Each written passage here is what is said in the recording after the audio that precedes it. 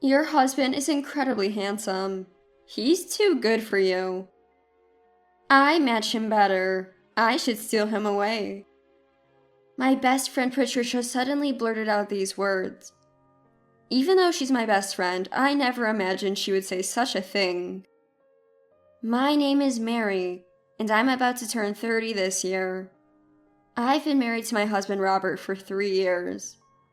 We live together with our 1-year-old daughter Elizabeth and my mother-in-law Linda.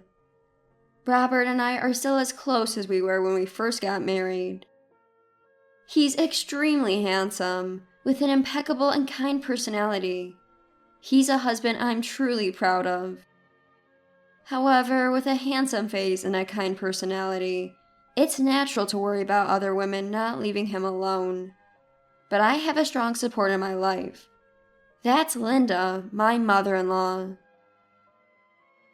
Good morning, Mary. The weather is lovely today, isn't it?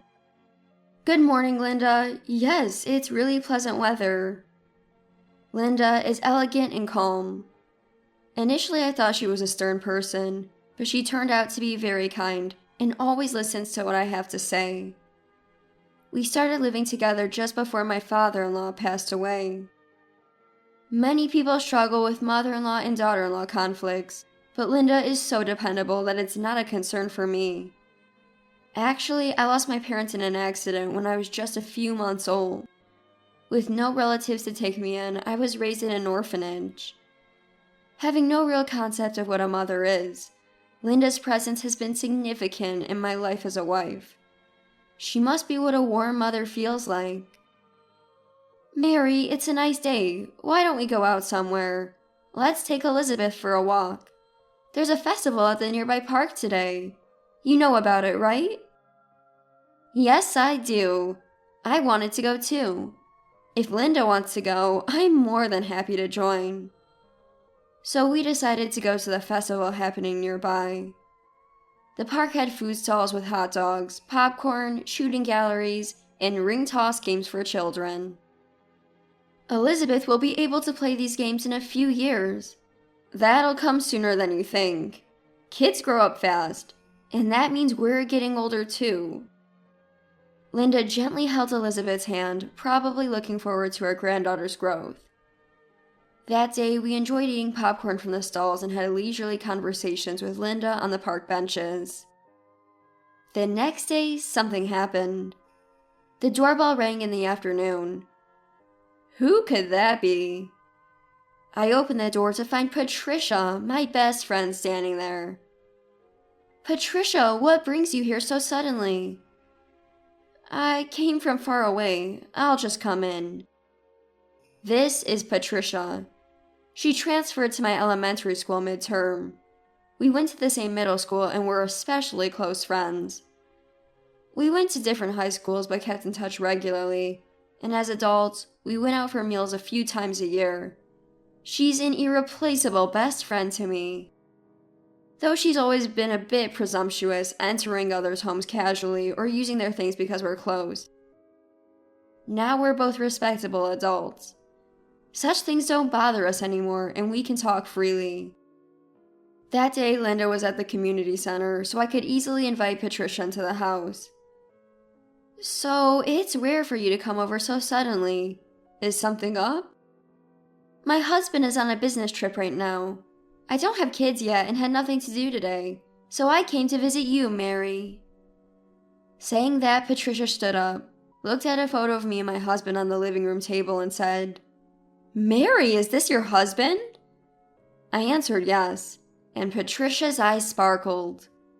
He's handsome. Looks like a model. My husband is indeed handsome, but to say he looks like a model might be a stretch. I didn't say anything as people have different tastes, but Patricia seemed overly enthusiastic. Weren't you at my wedding? Did you forget? I had a relative's funeral and couldn't attend your wedding. But I had no idea your husband was this handsome. I should have skipped the funeral and gone to your wedding. Patricia has always had a habit of saying extreme things. But this time her comment felt particularly inappropriate, and I felt the need to caution her. Patricia, you shouldn't even joke about that. Laughing about a relative's misfortune is unacceptable. Then Patricia retorted, "What's the matter, Mary? You're a bit stiff because you don't have parents, right? I wasn't serious. But maybe I was, in a way." "What do you mean?" I couldn't understand what Patricia was serious about for a moment. But seeing her smiling at the photo of me and my husband, I felt a chill down my spine. Then Patricia uttered something unbelievable. "I wish I had married someone as handsome as him. What's his name?" "His name is Robert." When I told her my husband's name, Patricia seemed even more pleased. "I want to marry a Robert too." She started saying things that made no sense, so I tried to stay calm and respond, "Even if you say that, Robert is my husband." "I'm just saying I should have married a handsome man. My husband looks like a raccoon. In comparison, Robert is handsome. He doesn't suit you. He suits me better. Maybe I'll steal him from you." I started to get angry at her remarks. "What are you saying, Patricia? Were you always like this? Is there something wrong in your marriage? Are you not getting along with your husband?" "It's nothing special, just a normal husband with an income appropriate for his age, and a face like a raccoon. But it's not so bad that I can't stand him." "But the more I look at Robert, the more handsome he seems. I like this kind of face."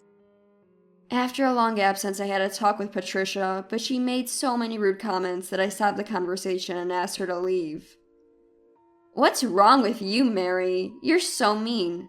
I'll come again. Say hello to Robert for me." Patricia said that and left. I couldn't understand what she meant by saying hello to Robert, but since she had always been clingy, I decided to warn Robert about her when he got home.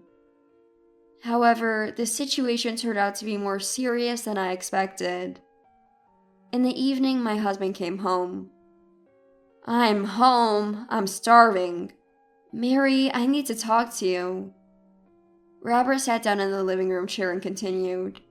"Just before I got home, a woman asked me for my contact information, saying, 'It's okay because I'm Mary's friend, and if you ask Mary later, she'll know immediately.' Is that true?" I was so surprised by my husband's story that my voice cracked. "Yeah, it's true. She even asked me out for a meal." "Did you exchange contact information?" I casually asked, thinking my husband and Patricia had exchanged numbers. "Of course not. I can't be sure she's really Mary's friend. I remember Patricia from your previous story, so I thought it might be her, but I made an excuse and declined. She was strangely insistent." "I see, that's good. But she seems to really like you. Patricia came to the house at noon today, and I let her in because it had been a while. She saw the photo in the living room and seemed to like it. Patricia has always liked handsome men, so it's not surprising." My husband started talking with a happy expression after hearing my story. "I'm flattered that she thinks I'm so handsome. Are you worried about me, Mary?" "Of course I'm worried. You're handsome, tall, and have a great personality. It's only natural to be concerned if such a wonderful husband is targeted by another woman." I blurted out my true feelings. "I'm flattered by your compliments, but don't worry. I love my family the most. I would never betray Mary or Elizabeth." "Thank you, that's just like my husband." I was so touched by his words that I almost cried. However, I still felt anxious. It was too fast for Patricia to visit her best friend after a long time, fall in love at first sight with her husband's photo, and then wait near the house to exchange contact information on the same day. I decided to be cautious about Patricia, thinking she might do something else in the future. My bad feeling was right. Patricia continued to wait for Robert to return home, trying to talk to him or get his contact information by saying she needed advice. One day, as winter was approaching, Robert came home and said, "Mary, look at this." He handed me a hand-knitted scarf. It seems Patricia made it for Robert. Is this from Patricia to you? Yeah. I hesitated to accept it, but it felt wrong to refuse it. Robert, bless him, can't say no to anyone, so we end up accepting things like this. Got it. I'll keep it for now. We'll talk about it properly later. Robert seemed convinced, but his expression was stiff. A few days later, after shopping with Robert, we ran into Patricia. It was probably not a coincidence. Mary, Robert's not just handsome, but also kind-hearted. I'm really taken with him. I'm serious about Robert. Can you leave us alone for a while? I couldn't understand what she was saying. What are you thinking? Robert is my husband. So what? If Robert prefers me, it's fine, right? Maybe in a few days I'll be the girlfriend of Mary's husband. Exciting, isn't it? Lately, every time I meet Patricia, it's this kind of talk. I'm fed up. She may have fallen for Robert at first sight, but she doesn't realize he's not interested. It's really troubling for my husband. I wonder why I've been friends with someone like her for so long. I didn't discuss this with Linda, who lives with us, to avoid worrying her unnecessarily. But Linda was shopping with us that day and seemed to overhear our conversation. She was hiding behind us. Mary, who is that woman? Talking about liking Robert and wanting to be alone with him? I couldn't ignore what I heard. I hesitated, but since she overheard, there was no point in hiding it anymore. Actually, she's an old friend from my student days. The other day when you were at the community center, she came over. She fell for Robert after seeing a photo, exchanged contact info, invited him to dinner, gave him a hand-knitted scarf, and even told me to break up with Robert. It's been a daily thing. Really tough. I had no idea it had gotten to this point. Linda was quite shocked. But it's okay, Robert won't be fooled. He promised me that family comes first. I hope nothing happens. I can't just ignore that woman. Linda seemed different than usual. Then she said to me, if that woman says something weird to Robert again, will you tell me? Of course, I'll let you know. Linda is usually calm and kind, but she can't stand troublesome people like Patricia. For a few weeks, Patricia did nothing. I thought she had given up on Robert. But then, when I was out with Linda and my daughter, we ran into Patricia at a restaurant entrance. Mary, long time no see. I miss seeing you. So, have you given up on Robert? I'm working hard to become your husband's new wife. She hadn't given up on my husband. I sighed heavily. Patricia, fantasize all you want, but my husband and I are still close. It's not a fantasy. I won't give up. Every time I meet Patricia, I feel more exhausted. But Linda, overhearing our conversation, confronted Patricia with a changed expression. So you're the deluded woman trying to become Robert's wife. Let me tell you, it's not easy to be his wife. The daily work is tough, and there's a lot of physical labor. With those thin arms, can you handle it? Once you marry Robert, there's no escaping. We'll make sure to have a written contract. If you're prepared for that, go ahead and try to be his wife. Wait, who is this woman? Coming at me like this? Could she be Robert's mom? Patricia was overwhelmed by Linda's assertiveness. Mary, is it really that tough? It's more than tough. I wake up at 4 a.m., clean the floors, make breakfast, and then weed the garden. We have a home garden, so we spread kitchen waste in the soil as fertilizer. As I continued, Patricia's face grew pale. Mary, isn't it hard living like this every day? What I just said is just a fraction of it. I carefully prepare meals, making sure to include over 10 types of food for proper nutrition, counting calories too. Then I wake up Elizabeth, send Robert to work, drop Elizabeth at daycare, and do yoga with Linda. As Linda nodded in agreement, Patricia turned pale and said, Unbelievable! Such a life in this era? She was in a panic. I also clean the house thoroughly. After preparing lunch, I tend the home garden and prepare dinner. If anything's missing, I go shopping, walking, or cycling for health. Of course. Think you can handle it? Patricia looked down defeated. Then my husband arrived at the store. Sorry for the wait, I managed to get off early today. Haven't you ordered yet? Patricia, meeting her scheduled husband, exclaims loudly, Robert, it's terrible. Your mother is bullying me. I was just telling Patricia about my daily routine. My husband, serious, said, Speaking of which, yesterday's meal had only 9 ingredients, 1 short. Robert, you're counting too? Patricia was shocked at his response. I put finely chopped carrots in the hamburgers, didn't you notice? That makes 10. You're amazing, my wife. Patricia watched our conversation in astonishment. What's with this couple? So, what did you want, Patricia? When I asked if it was the same as before, Patricia reacted differently. I can't bear such a life. I give up on Robert. Don't say that. I find this life tough too, sometimes wishing someone would take over. Why not try swapping with you? Patricia shivered.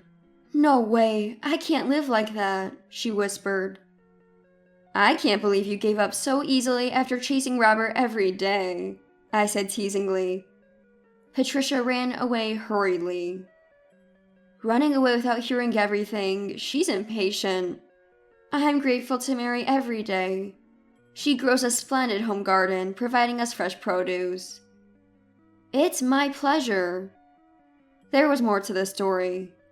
I've always dreamed of having a home garden since my student days. But it wasn't just that. My husband and Linda appreciated the vegetables from the garden. Ever since marrying Mary, I felt great. My health checkup results improved, and my skin's better. Friends say I look younger. Mary's not just good at cooking, but also laundry and cleaning. It's rare to find someone who enjoys household chores so much. I blushed at Linda's praise. When I got married, I declared, health of those I live with is paramount, and asked Linda and my husband to avoid unhealthy habits. That's why I enjoy my current life. Patricia left without hearing the whole story, already confused. Unlikely she'll approach my husband again. I've seen her in town since, but she never speaks to us. We're no longer close friends. I didn't want to be friends with someone so out of touch. Months passed, and Linda's 70th birthday approached. Robert, Linda, and I were discussing the party. I had a surprise announcement. I have something to say. What is it? Go ahead. I hesitated deliberately. Mary, go on. What happened? Linda seems worried. Actually, I want to abstain from alcohol at the party. I touched my belly with my right hand. Mary, are you? Really, Mary? I nodded slightly. Robert and Linda cried with joy. I was pregnant with our second child. I need to step up more. I'll help with the garden from now on. I can't afford to get bedridden at my age. Mary, don't overdo it. Let me know if I can help. I teared up at their words. It was a wonderful day, making me grateful again for marrying Robert.